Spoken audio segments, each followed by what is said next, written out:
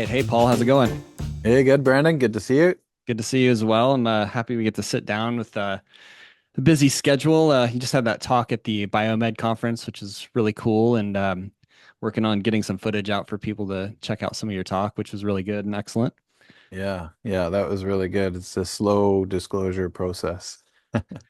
Yeah, exactly. So, first off, I'd kind of want to start with you. We released the Quantify 2.0 recently, and we had some kind of follow-up questions from customers. So, I was hoping to pick your brain a little bit about that machine. But first, I had a Therapy question that's come up fairly regularly recently, and people are kind of wanting to understand both the long-term benefits of Therapy, but people are asking about going to see practitioners. We have a lot of locations on our website where people can go and use the Therapy, Right. a couple times a week or whatever. And they're kind of wondering like what people can expect from the benefits of Therapy and just the acute short term and but also the accumulative and long-term effects.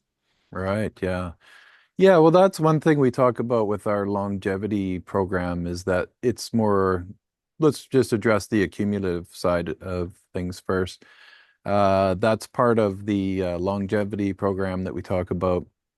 So just doing it on a maintenance routine kind of schedule, uh, a lot of people who are deep meditators and do qigong practice, energy work, have realized that what the therapy is producing is that field that they've been cultivating through their meditative practices, Tai Chi, Qigong, those kind of things. That's the plasmoids that is being infused into your body basically through being in that electrostatic field that you're sitting in. So an accumulative effects over time is definitely part of that process. And what a lot of these meditators will say is things like, well, they could go on a Vipassana or on a meditation retreat or something like this, and they get that feeling that they would get in their body, that feeling of the charge, the chi, the prana, the mana, whatever it is you want to label it. They get that within, a half an hour session on a Therapy, and they feel like they've been in one of these sessions for a whole week. So it's kind of ramps that up. So if you're doing that as a maintenance schedule 2 times a week, it's basically part of our longevity program, of course, including in the proper diet and exercise and all those kind of things. But yeah, that's part of our life extension process for sure. Awesome. And actually, you brought up a key term that I don't hear a lot. There's like a couple people that even talk about plasmoids. Sounds kind of like Right. this kind of sci-fi type name. Can you like break down like what is a plasmoid when you're talking about plasmoids as they relate to the outer energetics of the body and the internal structures of the body? Sure. Yeah. Well, that term was coined by Winston Bostick back in the 50s, and he was a plasma researcher, one of the early researchers in the US looking into what is this phenomenon of plasma that we've been talking about for so long. And the plasmoid is a small self-contained unit of plasma, and it doesn't necessarily have to be emitting photons. Of course, there's different energetic levels of plasma, starting with it's an organization of uh, subatomic particles. Basically, when uh, atoms get ionized from normally in the gases in the air, and the outer electrons get stripped off. And a plasmoid is kind of a contained magnetic field as well as the electric field, and they form into these little toroidal forms that uh, Bob Greenyer has been doing a lot of talk about lately. And he's probably the world's leading expert on understanding cold fusion processes and that. And so in the early days of Therapy, I collected a lot of papers from different people, including Ken Shoulders and Winston Bostick and people like that were investigating these principles. I never used the term commonly because, like you say, nobody had really heard about it, just general plasma in general. But now that we're starting to get a deeper understanding in the general public of what plasma is, I feel it's time to start digging into, breaking it down into understanding what the actual uh, field is, the bioactive field that's being created by Therapy. Up till now, I've kind of just referenced it as a bioactive field, but really we can understand it as your body is completely surrounded by these plasma field, and it's a dark sort of plasma. It's what we call the aura. Some people can see those imperfections in the aura, and they'll say, "Oh, you have different colors and things like that." And going back to Kirlian photography, when um, in the Soviet Union, when they did the first experiments with a high voltage plate and putting living things on them, biological matter, you could see the fields around it. And so that field is made up from these plasmoids. And you could expose it to the film and see the weak spots and the strong spots in those fields. So what Therapy is doing is balancing that field around the body because your field is floating in the circuit, and you become this capacitor basically in the circuit itself.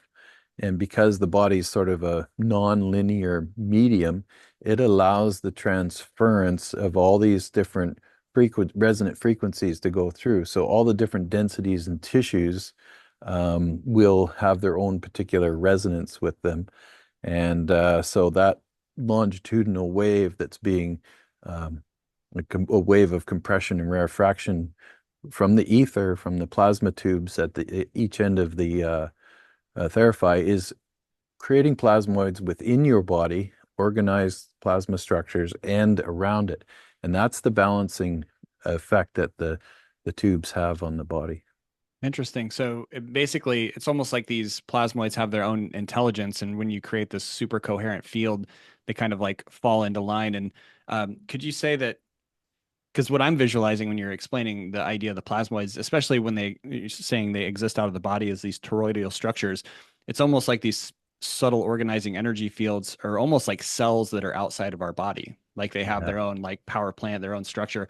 But are you saying that they have kind of a electromagnetic charge inherently, or are they kind of neutral potential until, voltage is applied or something to that effect? Yeah, both. They have sort of a self-contained magnetic field, but they can be influenced by magnetic fields, helping them into organizing. And it's all about the spin, and this is part of the toroidal, and really it's fractal. And recursive in this way that this scale invariance from the toroidal fields that are generated around the plasma tubes, as well as the large Tesla coil. So Therapy actual interaction of three major toroidal fields. Each one of the plasma tubes designed one toroidal field spins clockwise, the other one counterclockwise at the your feet and at your head. But then there's a third toroidal field that's created by the coil, the large Tesla coil. And your body is in those three toroids, and those three toroids are all spinning, and they create that churning of the ether. And so that churns and stirs up the plasmoids all around your body. So your body's continuously, even shedding like viruses and bacteria, like, probably like 1.2 million uh, bacteria and really small particles of viruses and things like that exist in your body in a cloud around that body. And these are, microscopic. And then when you get into the plasmoids, they are so very small that they're beyond that. But they're kind of all held in that structure that's around the field that we call your aura, basically. Interesting. So, since your body has its own natural ability to regulate or create homeostasis or balance, is that how? Because we see this all the time with Therapy. People, any energy you put in the field, whether it's a person, a picture, it's like the field responds to Right. whatever's in the field. So, what you've used the term before, electro-adaptogen, I think that's really fitting because to me, it seems like you don't have to really think about, a frequency algorithm necessarily within the amplifier to actually make the plasma move and change and do what it does. It's its inherent state when you make it coherent enough or bring it to life enough, so to speak. Right. Yeah. And that's definitely two important words there, and that's coherence. In this plasma, when it organizes in the self-organizing field of the plasma, that's what you see when you see the photonic emissions in the tubes itself. All the plasma that's within the tube organizes into spinning braids. So there's braids on braids in there. Then that goes into the coherent twist that's in the large field of the main coil, and the interaction between those things causes that spin. And the coherence is an important part of it because they're sort of evenly spaced, so it dissipates the charge evenly through the on the outside of the body, not evenly through the interior of the body, and that's where we take advantage of those internal harmonics. So yeah, the coherence is a big part of it. And when you see uh, other things out there that like are incoherent, those are the things that cause stress on the body, basically. Like look at EMF. We've talked a lot about that. It's not that it's the frequency. Everybody's like, oh, it's 60 hertz is a bad frequency.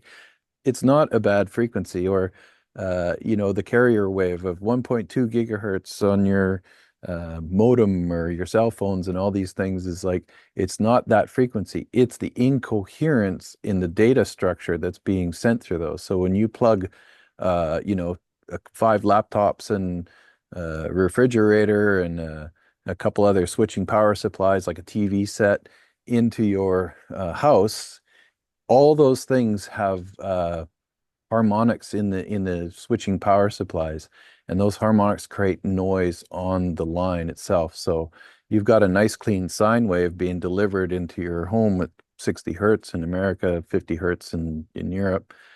That gets corrupted by the noise, and it's the incoherence that causes the stress on the cells. Because if it was a steady rhythm, they could tune to it. If it was a nice, clean frequency, and that's what we're doing with the Therapy, is nice, clean, smooth frequencies in there.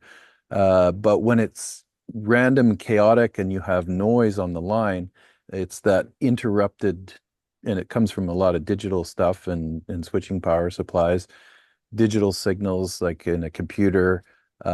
Those things the cells can adapt to because it's just random spikes of noise. When a data packet gets delivered, it's just like, Yeah. and that Yeah. just causes confusion for anything in that field. So if you're sitting in front of your TV, that incoherentness is just beaming at you all day long, kind of thing. So Yeah, and while you're sleeping, and the field builds up in the room from the yeah, alternating current kind of building up, and um, I guess that kind of brings me to one question that I think almost everybody kind of wants to understand more about coherence, more about like what's good EMF versus bad EMF, because people will ask, Therify, is it low EMF? It's like, no, it's actually the opposite. It's a very high EMF, but it's very high, high coherence, and it's very healthy EMF. And are there any kind of layman's way for somebody to kind of just observationally, because everybody is not very sensitive at the cell level. Most people can't tell that they're getting fatigued by sitting in front of their computer all day or sitting next to their router. Just yeah, our biological feedback isn't enough. They think that a lot of like these headaches and dehydration, all this kind of stuff is normal. It has to do with something else. Of course, uh, to a carpenter, every that saying about every I'm botching that one, but basically it's like they yeah, look at everything through like it's all EMF, it's all a problem. Just like right. dietary people will say, "Oh, it's all about your diet and nothing else is really influencing," and they get hyper focused. Um, is there a way to kind of, with all these electrotherapy and light therapy and PEMF and all this stuff on the market, is there a way to kind of discern for a layperson how to tell if something has more coherence or more structure, and it's more beneficial to the body than some of these machines and instruments that are just completely noisy, and although they provide voltage and they make you feel something when you're around them, they end up Right. being more chaotic over the long term. Yeah, yeah, exactly. And well, that's part of what our body does is it adjusts, it adapts to its environment. And so if you're sitting in front of your router and your TV set and your computer over time, it would be stressful to a newborn baby if you just plop them in front of there, which is another sad thing that people are putting these devices in with their kids to keep them entertained. Um, it would be noticeable, but over time, as you grow and your body just gets used to being bombarded by these signals over time, it just kind of, that's why we've been desensitized to it, because we're not, in touch with our body, and everybody's kind of got a busy schedule and they're caught up in their day and all those things. So just life in general, there's a lot of stress. And what we don't realize is we're in that flight or fight um, symptom all the time. And we live our lives in more than what it was in the ancient times. Because this is one of the things that I like to point out about that is that in ancient times, you were out hunting, gathering, or whatever. Well, we'll just use that for now. And you were getting some food and you ran into a tiger. You didn't run into a tiger every day. You ran into one a year and he kind of eyeballed you and your heart went up, your heart rate went, and you got out of the situation. That's how we used our fight or flights. And vagus nerve connected to the vagus nerve and all of that internally. Nowadays, we are in there's those push button things get pushed all day long. So you're driving your car. It's highly stressful. We don't realize it because we've adapted to even subconsciously just driving down the road. But cell phones and then modern day social media and getting likes like little pings on your phone. It's like a Pavlov's dog, thing. We're being conditioned for these things, and if we don't get liked, then we get stressed or whatever. So those stresses are in our modern society more than ever, and that's from EMF, and that's just from general, living and work stress and our social interactions. And part of social media is become, a detriment to humanity, as we've seen. There's been more fighting and discrimination and anything than ever before, really. And that's because the people are constantly in connection with that, and that's their reality. That's what they've created.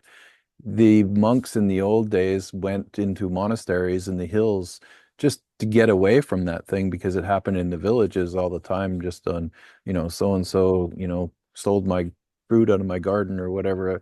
They wanted to eliminate as much as those things so they could just, Right. get pure. We don't have that anymore unless you have a good routine of a good meditative practice or yoga or what have you. That's why it's so popular these days, is people need that more than ever now. So, Well, that's what I was going to ask is, with this modern lifestyle and modern technology, is there any kind of old school way, an old kind of alchemical way to transmute that and really kind of live in society? I mean, obviously something like Therapy where you can go in the field for 10, 15, 30 minutes, a couple times a week and restructure everything so you know that your cells are passing on good information and able to reproduce cells in a proper way without these distortions and this noise, so to speak. Um, what are your thoughts on, kind of old school alchemical ways to deal with modern living when it comes to all this noise and all this electric pollution of sorts? mhm. Yeah, fortify the body. Well, that's the thing. That's part about thing about becoming a master. Once you've connected with the first step is to actually connect with the body. So to get in tune with your cells, to understand when you are being aggravated by these resonances and things like that. The big problem, and this is what I call sort of the conspiracy of conspiracy theory, is that it's a trap. It's a trap if you get into that. And 5G and RF and all these things where people are EMF pollution and all that, don't fall into the trap, because your mental thoughts about those frequencies are very important. So if you think that these are detrimental and they're going to harm you and stuff, and you are consciously living in that fear, you will get more affected by it than not even knowing it's there. Ignorance is bliss in this way. If the average person who doesn't even know about these things is not getting harmed anywhere near what the guy who has a little bit of information about it and is continuously paranoid and fearful of it, that person is getting way more damage to the cellular body. And So, there's evidence for that too. If you look at like Japan or Taiwan and China are some of the big countries where, if somebody has like really advanced stage 4 cancer, a lot of times the doctor will opt to tell the family and not the patient. And there's been case Right. studies where the family would basically decide not to tell the grandma who has cancer or whatever, and they think in their mind, oh, she only has 6 months to live, so they shower her with love, and they're hanging out all the time, trying to maximize their time and affection and all this stuff, and they end up living 15, 20 years when they should have, Exactly. like, according to the allopathic prognosis, is that they should have, passed away much sooner. So there's very much a mind over matter. So that's absolutely Yeah. correct. So those part of being able to overcome that, that's what I want to get to, is that the mastery of the self. So once you are in touch with your body and you can clear those negative thoughts about your environment out, then you can live, you can exist. I mean, I have so many things around here that emit, crazy amounts of EMF. I've been exposed to all kinds of things like that. But for me, I look at it in the opposite way, that it only makes me stronger, really. So that's the alchemical process. What you want to do is know internally that you can take that chaotic energy and transmute it into something that's beneficial for you. So it's possible to eat, and the alchemists did this. They could eat, poisonous type things, and the body, you start with very small amounts, and royalty did this in the old days too, so they wouldn't get poisoned by somebody if they thought that somebody was out to poison them. They'd start with small amounts of poison and work themselves up and build a immunity to that. So we have to do the same thing with our environment around us. Yeah, and like yogis that would demonstrate their level of mastery by eating mercury, like super neurotoxic heavy metals, and they would just Right. be totally fine. Yeah, yeah. Yeah, And there's a good story Ram Dass had when he went to his guru in India, and he had a sheet of LSD, and his guru was like, "Whoa, what's that stuff?" And he's like, "Oh, LSD." And he said, "Can I try it?" And he took the whole sheet and like, ate it all down. He said, "Nah, I don't feel anything." Yeah, exactly. It's pretty wild. transmuted. Yeah, So back to Therapy, you got this like holy trinity of these like three torsion fields working in harmony to create this bioactive field. When we look at the Quantify, it's actually two coils and then the brain unit.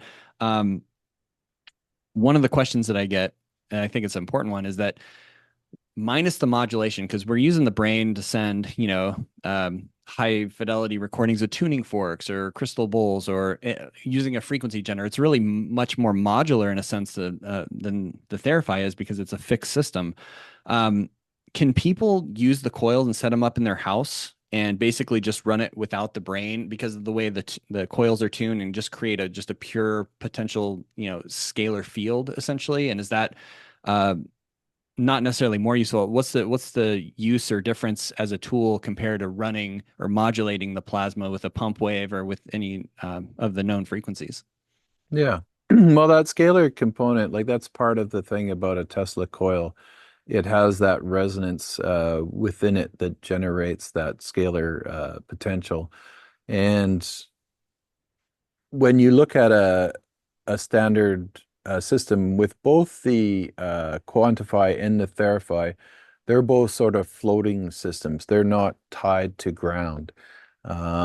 So when you look at the light, one of those Tesla coils that just rips off lightning off the top, or just creates, a charge in a standard kind of upright Tesla coil, most of those are tied to ground. So they have a earth grounding at the base of the primary and the base of the secondary, and that excites the area above it. So it's imbalanced field that's around it. And part of the Quantify doing that by those floating coils, and the Therapy being completely ungrounded, is part of the process. So it's creating this scalar potential without having a connection to the earth.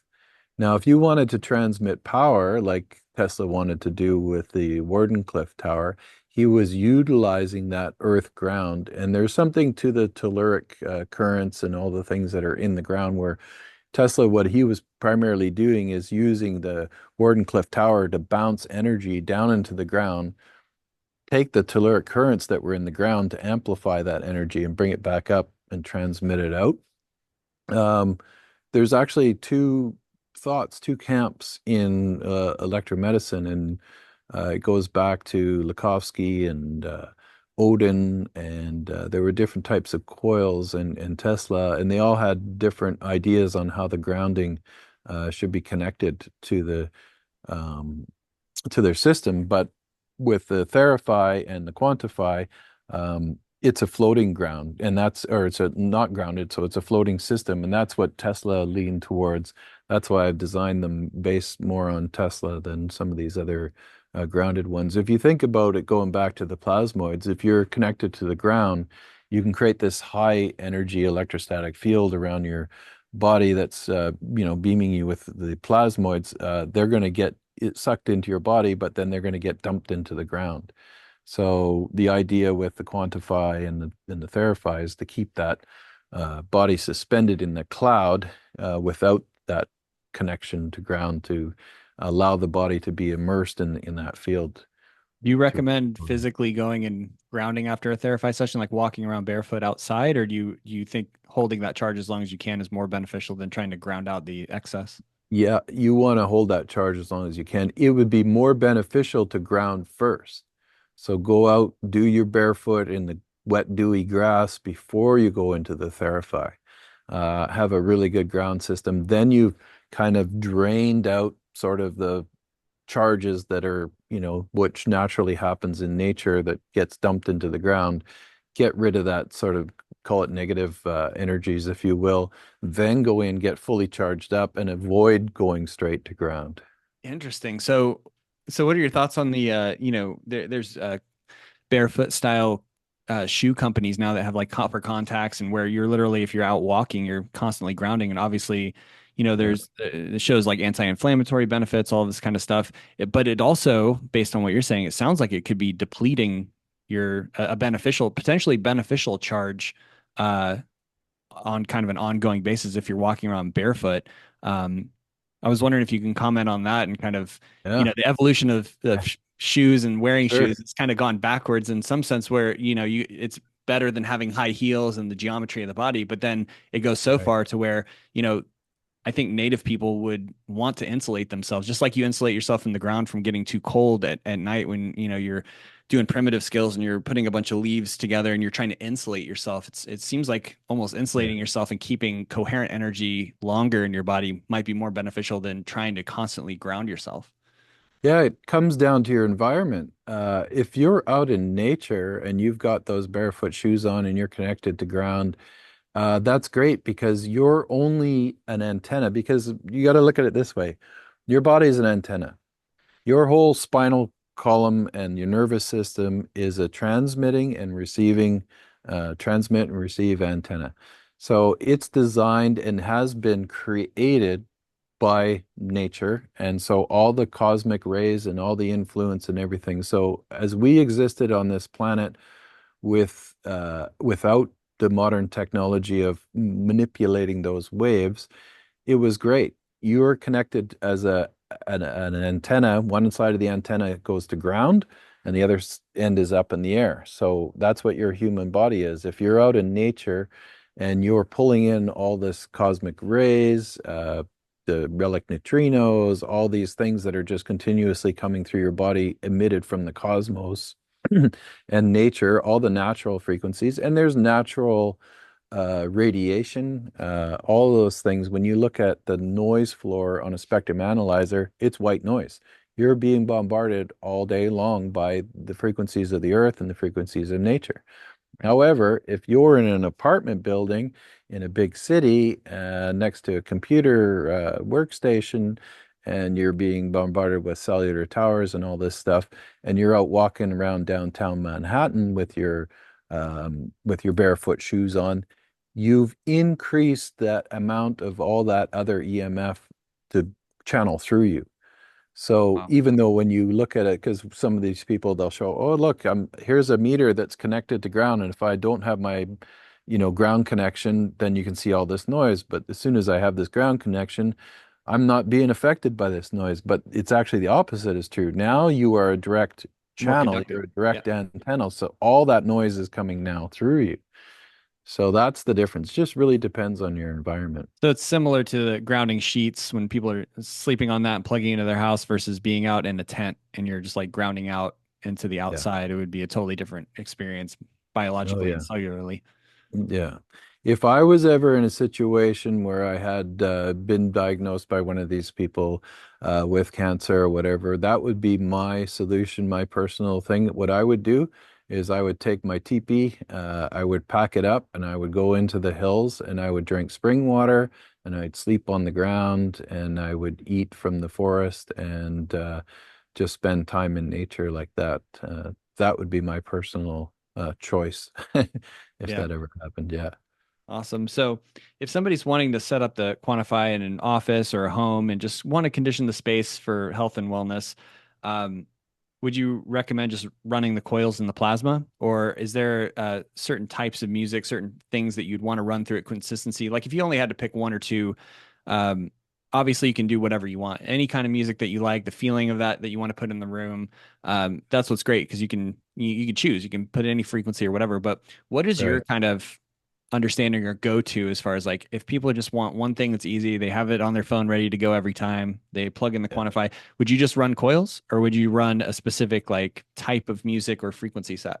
Right. Yeah. If you were to just run the coils, then it's much more similar to just being in that ambient field of nature. So you're going to have a noise floor and it's going to be pretty well white noise. So that's one of the other options you can run through the Quantify is just white noise itself, or pink noise is, slightly varied in the harmonics, but you could just run pure noise if you wanted to, and then make sure it's clean without a direct spike. But if you're just running just the coils without anything in there, you're creating that electrostatic field, you're creating the plasmoids, you're absorbing the charge, you're getting the benefits of all that.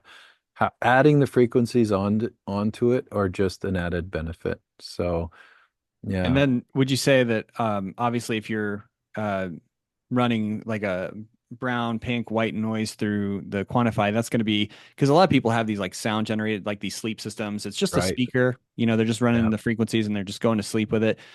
yeah. What is the actual difference in having the electrostatic plasma field that's coherent and having that be the resonator of the brown noise or the pink noise compared to just running just sound because sound is a compression refraction. It's natural. It's something that people use with great benefit for enhanced sleep or mental performance. Mhm. Why would somebody want to go the extra step to use a coherent plasma field to do the same thing? Yeah, it's intensifying it. So if you're just playing it through your speakers, you're getting the benefit of, hearing it through your sound, through your ears. That's getting interpolated into your brain waves, and the brain is following those frequencies.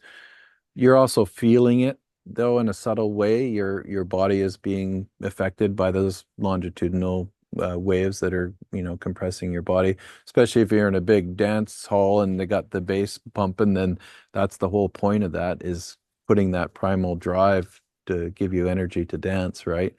But let's say you want to sleep, so you've just got white noise going on your speakers. That's fine. You're getting it that way. But the advantage to putting it into the plasma and structuring the plasma field, it makes it more of a field effect around your body and within your body. And that's why audiophiles say, "Oh yeah, when I'm immersed in that plasma field, the sound sounds better," is because you're taking it in deeper.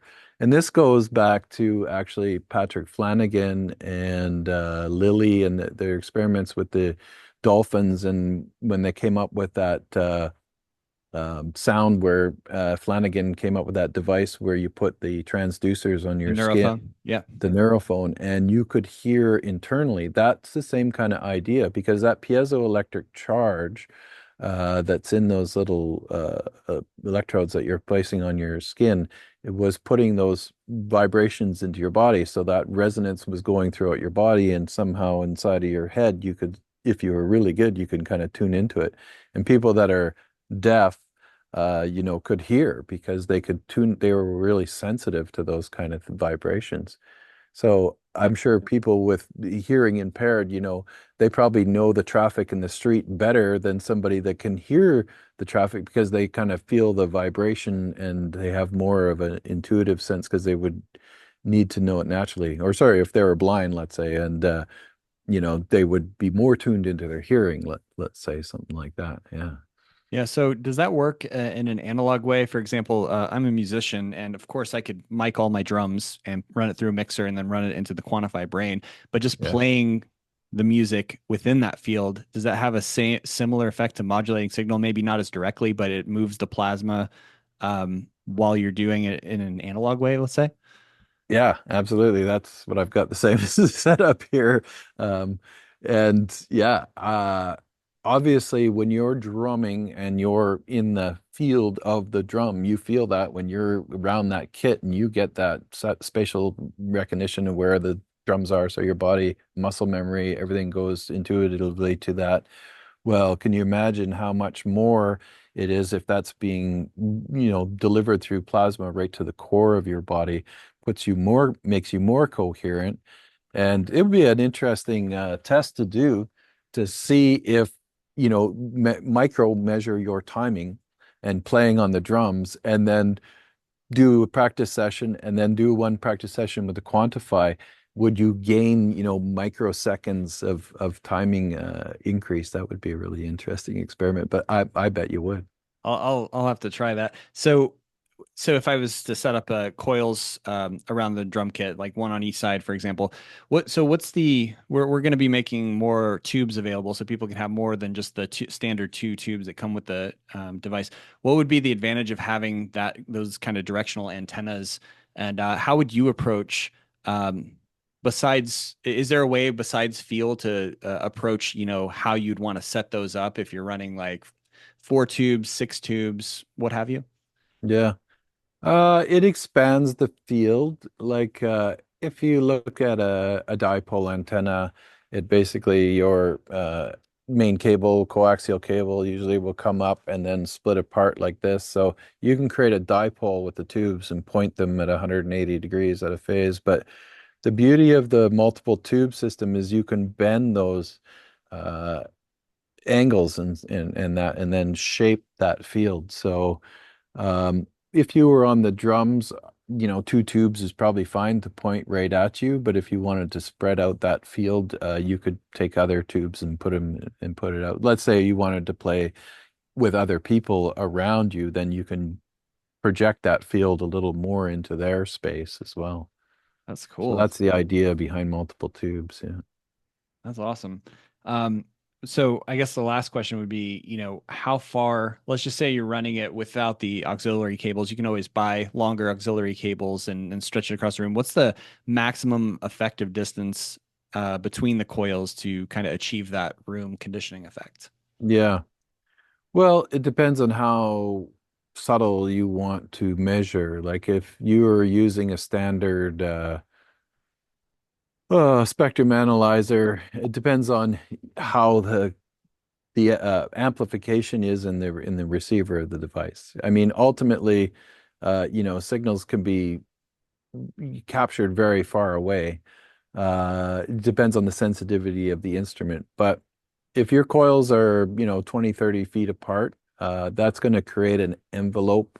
Uh, and the main point is when you have two coils, you basically have these two toroidal fields around that vesica, that the interlapping coils is where the sweet spot is, or that counter space.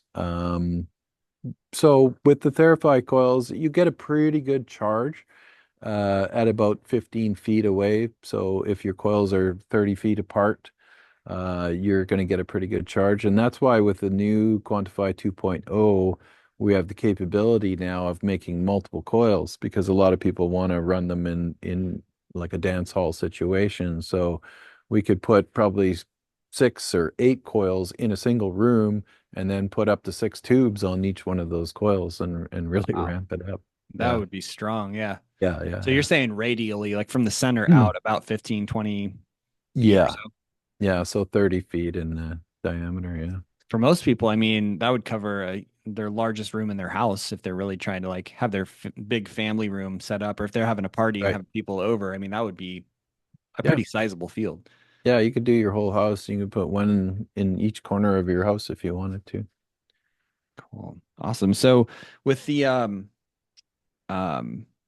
with the gases itself, another question that comes up is obviously, the gases that you guys make, and these are for anybody who's listening to this that hasn't seen Therapy or Quantify, it is a skill to, put gases in hand-blown glass tubes at a specific geometry under a vacuum. And, it's a real kind of art form, I think, to build these tubes by hand.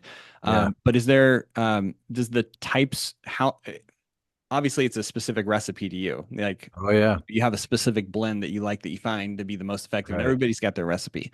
But Yeah. single gases versus multiple gases, are there always more benefits to having multiple gases, or is that less relevant to its field Yeah. effect? Oh, that's a good question. I think so. I played with all kinds of different gases in the tubes. And for me, the blend that's in the Therapy has kind of come through years of just tinkering. Uh, Different gases have different feel. Helium is an interesting one because that's what Rife ended up switching to. He started off with argon. He went with the helium in the end, more because the helium didn't. And it's a funny thing that he noted that, oh yeah, the gases changed in the tubes over time. So he thought the helium was a little more resilient than the argon, but they each have their own specific feel. Neon is pretty soft and smooth. Argon's a little more edgy. Krypton is definitely like a power bluster, kind of sharp, aggressive feel to it. Yeah, what else is there? Yeah, all those noble gases, like there's more than just the noble gases. Like I said, there's also hydrogen. I've ran hydrogen tubes, really interesting. I've ran combinations of gases with the hydrogen. Hydrogen's one of the hardest ones because it's such a small atom. It's hard to contain and it leaks through a lot of materials and stuff like that. But Mm-hmm. each of the noble ga or each of any of the gases that you put into the tubes, even air, you can just pull down air and then you're mostly nitrogen, with a small sliver of argon and then some other, all the other gases that are in air. The thing about the noble gases is they're more refined and pure and supposedly don't react with each other or with anything else.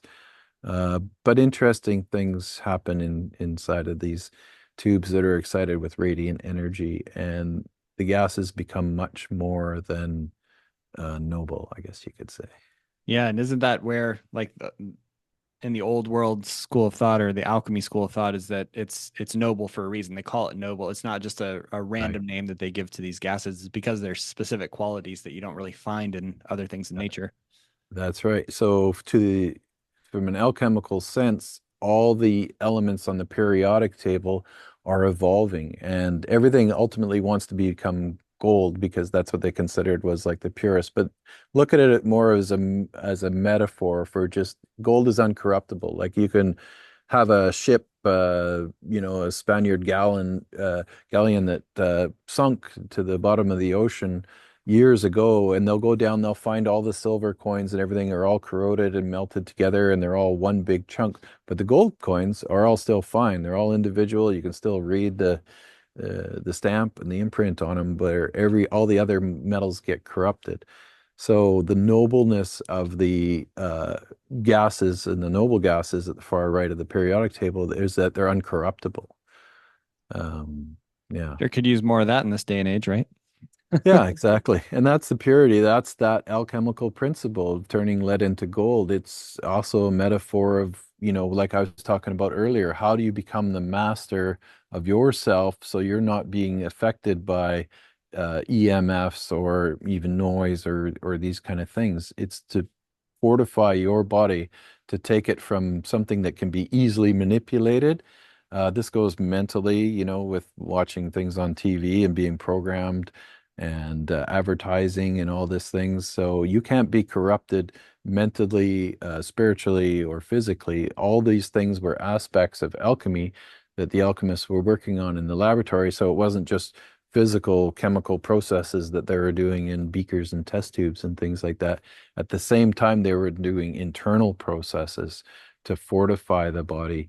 And this is the story of every master throughout time, whether they be, like Jesus or Buddha or, Mahatmas or whatever. All these people are worked on internal processes to fortify the body. And interestingly enough, we portray those masters in paintings and things like that with light bodies, like the rainbow light Right. body in Tibet, or the halo of a crown, the corona around the head. Well, what is that? That's a plasma projection. They have gained so much of these plasmoids and are able to manifest that they actually come up as light beings, and they emit the corona when people seeing, or the light beings, where it's hard for you to look at them, these people that are highly spiritually evolved, when they're actually emitting photons. Yeah, and that's what's really cool when you see actual real mentalists or people that have trained that. And I think it's cool that nature kind of protects its secrets, so to speak, where there's no way you could shortcut that. You have to put in the work to really control the mind over matter. And I'm talking about real people, not using trickery, not using illusion, Right. but people that can actually manipulate time, space, physical matter, pyrokinesis, telekinesis, all this kind of stuff that people have real skill with it. You basically that's an interesting connection that I never put together before. Is that these plasmoids and the electromagnetic aspect of and the plasma aspect of our consciousness and how that interfaces with people that have developed these skills. That's really interesting. Hmm. Yeah, 100%. And if we are capable of converting that energy into matter, then you're manifesting like Sai Baba. How did he create that vibhuti or whatever? And all these different masters who would do things like take their hand and then put it into a rock solid stone wall and then leave an imprint. How did they mold that rock into their hand impression and leave it on there? Because they're using the plasmoids to actually manipulate the matter. So you can use energy to manipulate the matter, transmute it, bend it, morph it. This goes back to the ancient builder races, and you go to places like Sacsayhuaman, where the foundation stones were molded. They look like they're like putty, where they just literally push the stones together. And I think that's what they were doing.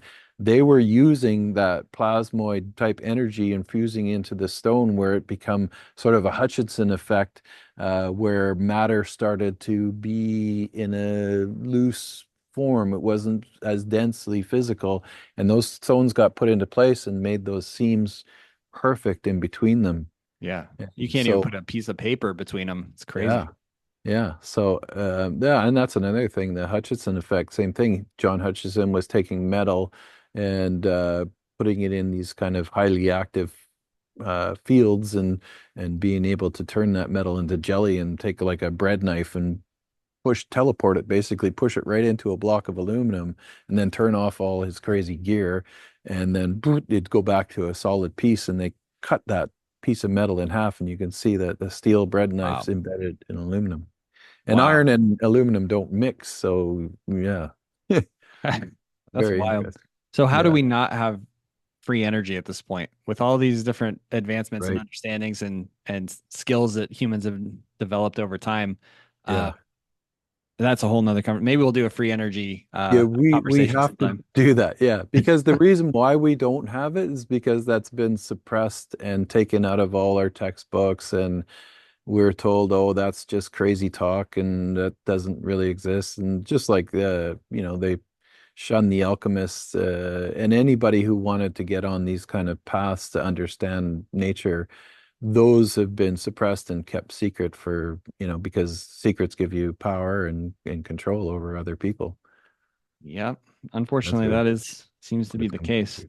Yeah. Um, I know we're doing our disclosure project video, so I'm not going to go too much in this. But one kind of overarching question I have is, um, with all these devices, people are really, Therapy is really exciting. There's all this kind of new biotech type stuff out there where people are like, how can I live healthier, longer, and become more conscious? All these kind of things. Like, what are the things that concern you most about what you see on the market from electrotherapy devices, having such a like long history with working with them, building different types, not just the Therapy, like Rife machines, all these other things. What concerns you the most on what you see on the market today? Yeah. Well, the main thing is that most of these things are just the same old things. So people are making infrared, LED things in just a different format. But, the same technology that I'd seen 20, 30 years ago at these kind of shows, a lot of the things on the floor are just revisions of those things. So, A, nobody's coming up with anything new. And then B, the same old story where there's always that, you know, small percentage of people that are out to deceive other people, have, bogus kind of products out there, the quackery stuff. There's some things, unfortunately, people are not well and educated enough to be able to discern when people start talking fancy words. Here's another thing is that people talk all these scientific words and say all these big words to just baffle people with BS, and they have no understanding of what they're really talking about, but they apply it to whatever their particular thing is when it has nothing to do with any of that. And the Yeah. scalar is a good example. This is part of the talk that I did in Vegas where okay, enough is enough. It's time to, let's really understand this stuff because scalar, the term, scalar energy and scalar waves and scalar this and scalar that, that's been bantered about to this industry, well, ever since Tom Bairden, because everybody just kind of jumped on that bandwagon and applied this scalar idea to their to their device without understanding what it really even is or what it really means. So as part of our disclosure project coming up, I think that's what we're going to do is kind of set the record straight and get people to know so they can discern the difference. Is like, oh, okay, can this you know, sticker that I'm putting on my cell phone or a pendant or whatever, or can these really generate a scalar field? We're Yeah, going to exactly. I'm clean really that up a excited bit. about that because people really need to know. And when you don't really have a good understanding, and to be fair, the human species, we're trying to figure things out. Nobody has all the answers, and we're kind of evolving our level of consciousness and awareness around it.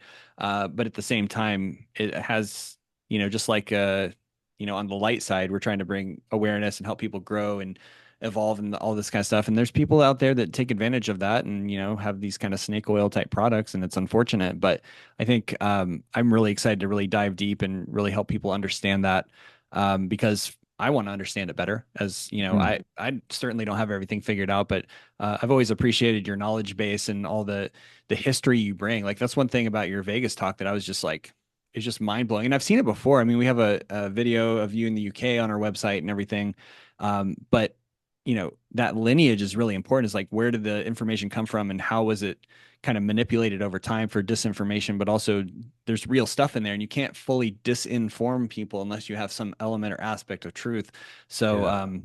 yeah, I think it's really not only brave what you're doing, coming out and talking about what's actually really going on with these types of modern physics and modern understandings of how nature works, because obviously it's dangerous to some people, but it's also, I think, necessary and it's time. I mean, if we're going to really kind of take things to the next level, people have to understand how their body works, how nature works, how all of these things kind of interplay, I think.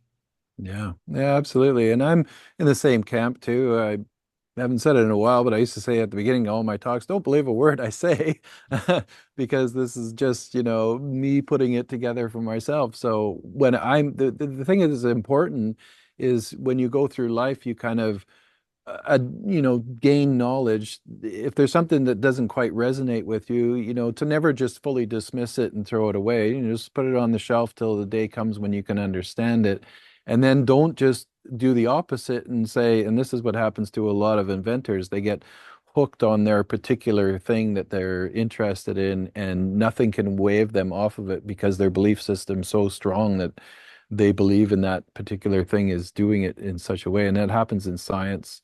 It happens in, innovation and things like that. And those are faulty things. You have to be willing to adapt and move and go with the flow with the, this is what the Tao is about. It's like it's the path there, and the path is never a rigid, solid, straight line. You just have to move with the influxes of knowledge and understanding, and we're all putting this together ourselves. So that's the great thing about the community today is that everybody's really interested. They aren't hard set like in the old days, like I told in the Vegas, back when I started out doing all these things, people were dead set against it. They were like, no, it's pseudoscience and it's impossible. The body has nothing to do with electricity and all those things. And we've seen it over and over and over again.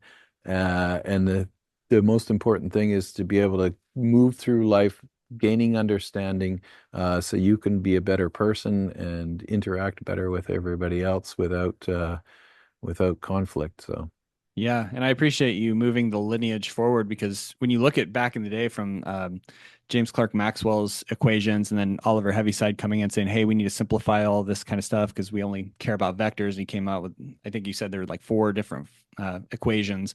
yeah. Those guys were working together. Like it was a concerted effort of these group of scientists back in the day. And then all of a sudden, like these disinformationists and like in the 40s, 30s, 40s, 50s started coming along and started really confusing the hell out of everybody. So it's like I think there's people like you and others that have come out talking about plasmoids and all these other things and really trying to take what they gained and take it to the next level of understanding. That's Yeah. that's a noble Well, thing. yeah, that was after Maxwell had passed away and Heaviside came on the scene, and he literally said we have to murder these scalar components out of these equations. And Maxwell's original had 20 quaternions and 20 unknowns, and yeah, so they were literally murdered out of the system, but it was more in the sake of ease and let's make the mathematics easier so we can simplify things. And Right. that does work for creating, everything we have today is based on Heaviside's, uh, simplification of things from our cell phones to our computers and all that. It works for these things, but it doesn't work for more esoteric side of things. That's why I like to dive back into the original people who were thinking about these things like Tesla and Yeah. Maxwell, He didn't Faraday, and shy away from the all these esoteric side guys. of it. He No. wanted to explore it. Yeah. Yeah, because they were the pioneers. They weren't the ones that were the second followers or whatever they call it that came along and said, all right, we just got to clean it up and adjust things because they were heavily influenced by the bodies around them and who they worked with. And that's the sort of the modern day education system. That's what's happened to universities. Universities used to be uh, this idea of, everybody was a polymath. They had to learn all these different things from art to science to, you know, uh, mathematics and geometry. And all those original ideas were that you had to be at least somewhat proficient in all these different realms. And what we've done with modern day education is narrowed things down. So I'm a specialist. I only study, the left leg off the frogs in a certain area in the Amazon or something like that. I'm a specialist, but they have no idea about all the other things around them. So I've always took to the idea that, we have to be polymaths. We have to understand many different aspects of science and nature in order to put it all together. You got to Yeah. see the big picture. It's super important, and that Professor Chung Ching of the Yang Tai Chi lineage was really all about that. You had martial artists, even whether they were studying hard style or soft style, they were like, they were fighters. They were like focused on becoming a better martial artist, developing their chi, all this kind of stuff. But he was a master of like calligraphy and the sciences and traditional Chinese medicine and martial arts. So he felt like that was a better way to understand fully each one of those things individually is to be well-rounded in those aspects. He was coming more from a societal basis, like how can we be better people so we have a better society and country and all this kind of stuff. Mhm. Of course, he had to flee from communism to Taiwan and had a school there for a long time. But the point being that he understood that and he was well-rounded and he was able to take the art further in a lot of respects than somebody who's just focused on the martial arts side. And again, that's what I appreciate about your training in alchemy and herbalism. And you connect a lot of these dots with the electrotherapy, where I see a lot of guys building electrotherapy machines that are some of them quite popular. They really don't understand all these other areas of of consciousness. And like, just because all of these energies are out in the cosmos doesn't mean you harness them and turn them up full blast and put them in a machine, you know. There's Right. there's ways to do things, and there's ways that the body reacts and adapts, more or less, to different types of natural stimulus versus like what's artificially created. So I definitely appreciate that about you. And I'm excited about the next talk, because just to give everybody kind of a sneak peek, we're going to be doing more of a long form talk where we're going to have slides and images and video, and we're really going to get into kind of disclosure, like what's really going on with scalar energy, what's going on with plasma fields, like how does all this stuff work, and how can we use it in a way to enhance consciousness and health and wellness and longevity. And I think you got your finger on the pulse for sure. You know, great. Yeah, excellent. Thank you, Brandon. Well, thanks. We'll talk to you later, Paul. Take care.